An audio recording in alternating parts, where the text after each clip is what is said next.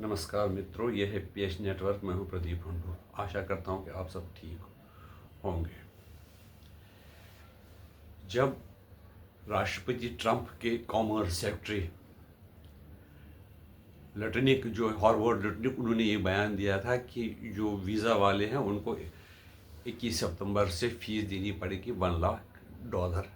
तो वहाँ की जो कंपनियाँ थी उन्होंने अपने जो कर्मचारियों को कहा कि आप 21 सितंबर से पहले यूएस वापस आ जाइए, तो या नहीं तो आप पर कितना टैक्स लगेगा।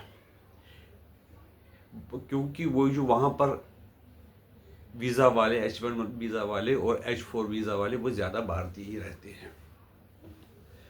तो उनमें पैनिक पैदा हो गया। कोई अपने घर गए थे, कोई घूमने गए थे, कई एक शहर से दूसरे शहर गए, तो बड़े अफरा तफरी पैदा हो गई।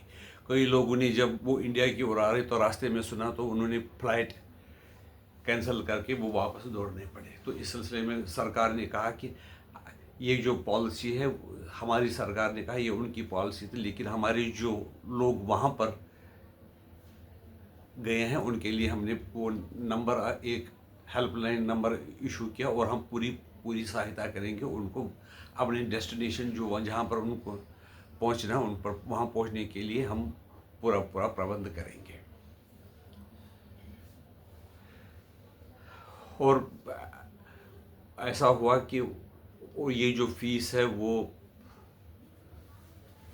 हर साल देनी पड़ेगी। जो H1 वीज़ा वाले हैं उनको ये फीस हर साल देनी पड़ेगी। तो उससे पैनिक हो गया वहाँ की जो अमेरिकन कंपनीज है, उनमें भी पैनिक हो गया। जब ये अनाउंसमेंट हुई, हिंदुस्तान के भी हैं, बाकी लोग चीन वगैरह के लोग भी हैं, हिंदुस्तान के ज़्यादा है, तो वहाँ की कंपनियों में बिल्कुल पैनिक।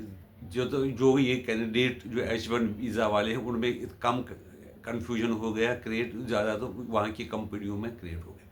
क्योंकि उससे अगर ये पॉलिसी 21 सितंबर से लागू होती तो वहाँ पर जो कंपनियाँ हैं उनका जो ग्लोबल जो उनका नेटवर्क वो ठप हो जाता है। ये माइक्रोसॉफ्ट ही ऐसी मैक्सिमम माइक्रोसॉफ्ट, गूगल, जिस पे कि दुनिया की जो बहुत से मैक्सिमम दुनिया की कंट्रीज़ का सिस्टम चलता है, अगर वो फेल हो जाता तो सारी दुनिया में अफरा तफरी हो जाती है। जिसके लिए जो अमेरिकन कंपनी है, मल्टीनेशनल कंपनी, वो पहले से ही पैसा कमा रहे। तो उन्होंने सरकार को समझाने की कोशिश की कि अगर ये जो डिसीजन है आपके लिए, वो जो दिया है वो बहुत ही गलत है, और उससे उन कैंडिडेट्स को कम नुकसान होगा, और हमारी जो कंपनी है जो बिलियंस और बिलियंस का वो कारोबार करती है, उनका बहुत ही ज़्यादा नुकसान होगा, और सारे संसार में अफरा तफरी पैदा हो जाएगी। लेकिन हमारे भारत देश में हर एक जो गतिविधि दुनिया के दूसरे देशों में होती है, चाहे उसमें हमारा इन्वॉल्वमेंट हो या ना हो, तो हमारे जो राहुल गांधी जी हैं वो एकदम बयान देते हैं। जैसे ट्रंप ने कहा कि हमारी जो हिंदुस्तान की और रूस की इकॉनमी डेड इकॉनमी है, तो राहुल गांधी ने कहा है ज़रूर है, सिर्फ वो प्रधानमंत्री मोदी को ही जानकारी है और सीतारमण को ही जानकारी है कि हमारी इकॉनमी ग्रोथ बड़ी अच्छी है जीडीपी की, लेकिन सारी दुनिया जानती है कि हमारी इकॉनमी डेड है। जो भी बाहर का देश कोई स्टेटमेंट देते हो तो राहुल गांधी और जो दूसरे अपोजिशन वाले उनको एकदम बयान देते हैं। उनके अपने इंटरेस्ट होते हैं तो वो अपने इंटरेस्ट से बयान देते हैं। चीन ने बयान किया कि चीन वालों ने गांव बसाए, तो राहुल गांधी ने बयान दिया कि हमारे अरुणाचल प्रदेश पर चीन ने कब्जा किया है। लेकिन उनकी मानसिकता ऐसी है कि वो हर एक चीज़ पर, ऐसी कंट्रीज पर कहते हैं कि हम वोट चोरी हो रही, जहाँ की वो बात करें वहाँ के लोगों से कहते हैं हमारी हुकूमत को गिराने में साथ दे दो। तो उन लोगों ने कैपिटल हिल्स में क्या तांडव किया था वो सब जानते हैं। वो जो जिस रेवोल्यूशन की बात बांग्लादेश की और नेपाल की वो करते हैं, तो वहाँ पर भी जैन जी को, यहाँ पर भी उन्होंने जैन जी को कहा कि आप इसी तरह से कि जैसे कि नेपाल में हुआ, जैसे कि यानी कि सुप्रीम कोर्ट जलाइए, संसद जलाइए, अफरा तफरी कीजिए, और अपने दुश्मन ये जो देश के हैं बिलियंस ऑफ डॉलर सब नुकसान कीजिए। लेकिन यहाँ की जो जैन जी हैं, नौजवान हैं, वो समझदार है, और वो राहुल गांधी को भी समझते हैं कि राहुल गांधी क्या चीज़ है। बात ये तो इशू में से इशू पैदा हुआ। बात मुझे करनी थी कि 24 घंटे के बाद ही वहाँ की जो प्रेस सेक्रेटरी थी, पहले वो जो बयान दिया था कि $1 लाख देना पड़ेगा, वो बयान दिया था कॉमर्स सेक्रेटरी, चिल्ला चिल्ला के उसने बयान दिया था commerce secretary Lutnick Harvard Lutnick ने, और डोनाल्ड ट्रंप बगल में बैठे हुए थे। लेकिन 24 घंटे के बाद वहाँ की प्रेस सेक्रेटरी है कॉर्निन लेविट, उन्होंने बयान दिया कि ये सब गलत है, इसको हमने जो पॉलिसी की है उसको मिस इंटरप्ट किया गया है। क्या किया था? कहते कि ये जो नए लोग हैं उनके लिए ये वीज़ा $1 लाख किया गया है, और ये जो बाकी पुराने हैं उन पर जो पुराने ही लॉज है वही कायम रहेंगे, उसमें कोई बदलाव नहीं किया गया है। और ये जो फरवरी में नए बैच आने वाले हैं H1 वीज़ा पर, उससे ये लागू होगा, यानी कि जो पहले से ही उन पर कोई उससे फ़र्क नहीं पड़ेगा। चाहे उनके कई के परिवार बिछड़ गए थे, कई घूमने गए थे, कई एक शहर से दूसरे शहर गए थे, इस तरह से अफरा तफरी वो पैदा हो गई थी।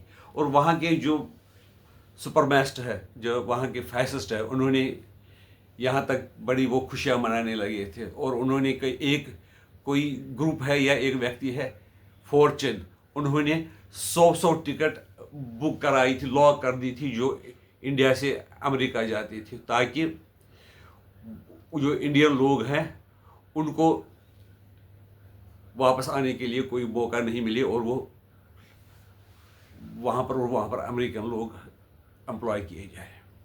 इसी तरह से कोई है एस्थेटिका, वो भी बड़े बयान दे रहा था ट्विटर पर, जिसको एक्स कहते हैं, उस पर बयान दे रहा था, लेकिन वो भी कुल पिछले 36 घंटों से चुप रहा है।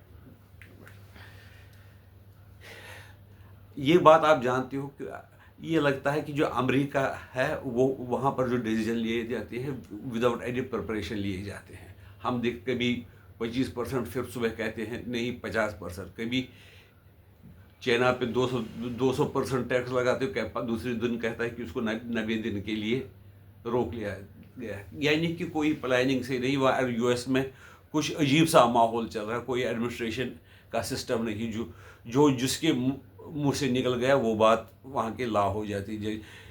कॉमर्स सेक्टर कुछ कहेंगे, होम सेक्टर जो फॉरेन सेक्टर कुछ कहेंगे, फाइनेंस सेक्टर कुछ कहेंगे, और जो प्रेस सेक्रेटरी है वो कुछ कहेंगी। इस तरह से वो बयान देते रहते हैं, और कुछ कन्फ्यूज सा लग रहा है। या तो एडमिनिस्ट्रेशन में अंदर से ही कुछ कन्फ्यूजन, या तो वो जानबूझकर दुनिया को कन्फ्यूज करने के लिए अलग अलग प्रकार के स्टेटमेंट देते हैं। तो उसका क्या फ़ायदा हुआ? जो लोगों को जो H1 वीज़ा पर अमेरिका जाना चाहते हैं या दूसरे यूरोपियन कंट्री में भी जाना चाहते हैं, उनमें भी कुछ संशय पैदा हो गया, उनको डाउट पैदा हो गया कि इस बार नहीं तो अगर अगली बार होगा तो हमारे साथ हो सकता है दूसरी एडमिनिस्ट्रेशन इसी तरह से हमारे साथ ज़्यादा सच में ज़्यादा एक्शन ले ली, जो उन्होंने कहा था ट्रंप ने। इस मौके का फ़ायदा चाइना नहीं उठाता तो सवाल ही नहीं है। उसने कहा कि जो भी लोग बिल्कुल स्किल्ड प्रोफेशनल्स है, जो अमेरिका में उनको ठुकराया गया कि हम उनको एक्सेप्ट करने के लिए तैयार है, उस वीज़ा का नाम उन्होंने लिखा नाम उसका के वीज़ा। उन्होंने H1 वीज़ा या H4 वीज़ा नाम दिया था अमेरिका वालों ने, तो इन्होंने नाम दिया उसको के वीज़ा। उन्होंने कहा, और दूसरी बात ये भी कही कि आपको वीज़ा फी कोई नहीं देनी है, आपके लिए रेड कारपेट वेलकम किया जाएगा, आपके लिए रहने की व्यवस्था की जाएगी, और आपको तनख्वाह भी अच्छी खासी दी जाएगी। लोग फिर जाए न जाए वो तो दूसरी बात है कि चीन में इस वक्त, इतने बड़े चीन में खाली 7,400 भारतीय काम कर रहे हैं।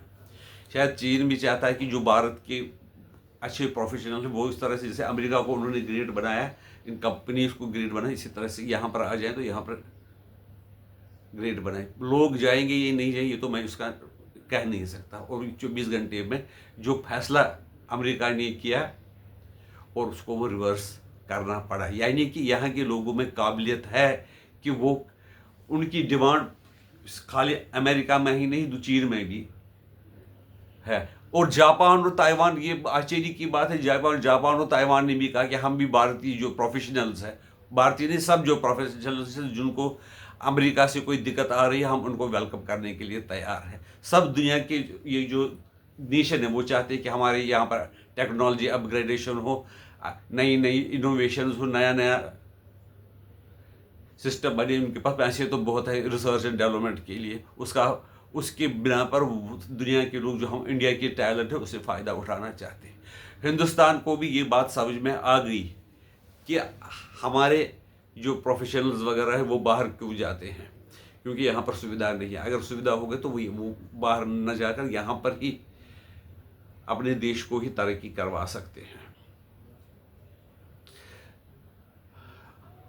इसलिए आगे के लिए एक बात लास्ट में ये बताना चाहूँगा, जो नफ़रत हिंदुस्तान के खासकर हिंदुओं के खिलाफ अमेरिका में पैदा की गई है, वो ट्रंप के जाने के बाद एक जो होता है ना, सीड तो बो दिया उन्होंने, ये नफ़रत हमेशा के लिए रहेगी और उससे भारत के भी लोगों का भी नुकसान होगा और अमेरिका के लोगों को भी नुकसान होगा। और उससे क्या हुआ, कई शक्तियां हैं, टेररिस्ट शक्तियां हैं जो शरिया लागू करना चाहते हैं, वो भी उसमें बढ़ावा दे रही है। वो सोचे कि इंडिया के जो वहाँ के अमेरिका के लोगों में इंडियंस के प्रति घृणा पैदा हो और वो शरिया वाले अपना काम करेंगे। और एक दिन ऐसा होगा जब उनकी डिमांड शरिया लॉ अमेरिका में लागू करने की होगी, उनको तब तक अमेरिका वालों को तब तक पता नहीं चलेगा और वो हिंदुस्तानियों के पीछे ही लगेंगे और यूएस में शरिया लॉ वो कायम करने के लिए वो प्रयास करेंगे। आपकी राय इसके बारे में क्या है, हमें बता दीजिए। आभारी रहिए। नमस्ते।